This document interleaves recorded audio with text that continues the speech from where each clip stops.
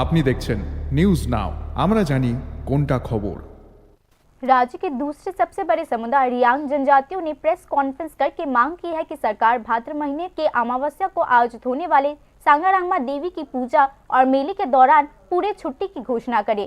गुरुवार को ब्रू सांगारांगमा मठ सामाजिक संस्था की सेंट्रल कमेटी ने शांति बाजार सब डिवीजन के बीरचंद्र मनु में एक प्रेस कॉन्फ्रेंस की। मेले में चीफ गेस्ट के तौर पर मौजूद राज्य के मुख्यमंत्री डॉक्टर मानिक शाह ने पूरी छुट्टी के लिए अपना सपोर्ट जताया। हालांकि संगठन के नेतृत्व ने इस फैसले पर दोबारा सोचने की अपील की है, क्योंकि सरकार ने बाद में लिमिटेड लीव की घोषणा कर दी।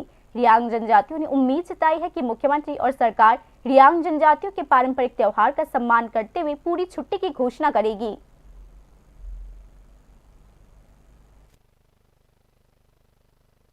বিশেষ করে ত্রিপুরা সরকারের মাননীয় ডাইনামিক চিফ মিনিস্টারের নিকট আমরা বিনম্রভাবে আবেদন এবং অ্যাপিল করব। রিমাইন্ডার আমরা অটোমেটিক্যালি ওনার কাছে আমরা দিয়েছি, থ্রু প্রপার চ্যানেল আমরা একটা অ্যাপ্লিকেশনও দিয়েছি। সেটাকে পূর্ণ বিবেচনা তথা রিথিং ক্রমে আমাদের এই যে রেস্ট্রিক্টেড হলিডে পরিবর্তে যাতে আমাদেরকে পূর্ণ হলিডে প্রদান করা হয়, এর জন্য আমাদের পক্ষ থেকে, রিয়াং সমাজের পক্ষ থেকে বিনম্রভাবে আমাদের আবেদন রইল।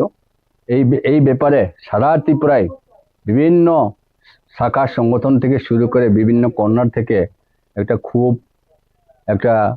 এটাকে যাতে কোনো রকম গ্রহণযোগ্য নয় এই বলে বিভিন্ন কর্নার থেকে একটা আওয়াজ উঠেছে। আমরা খুবই আশাবাদী, আমরা শান্ত, আমরা কোনো হট টক বা হট ডিমান্ড করতে যাচ্ছি না।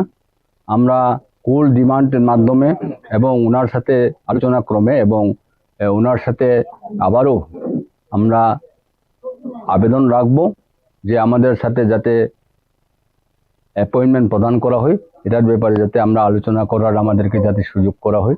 আমরা বিভিন্ন কর্নার থেকে, বিশেষ করে ট্রাইবাল ওয়েলফেয়ার মিনিস্টারের সাথে আমাদের আলোচনা হয়েছে, আমরা সাক্ষাৎ করেছি এবং ওনার মাধ্যমে আমরা ওনার গোচরে দিয়েছি যে যাতে এই রেস্ট্রিক্টেড হলিডের পরিবর্তে যাতে আমাদেরকে পূর্ণ হলিডে যাতে প্রদান করা হয়।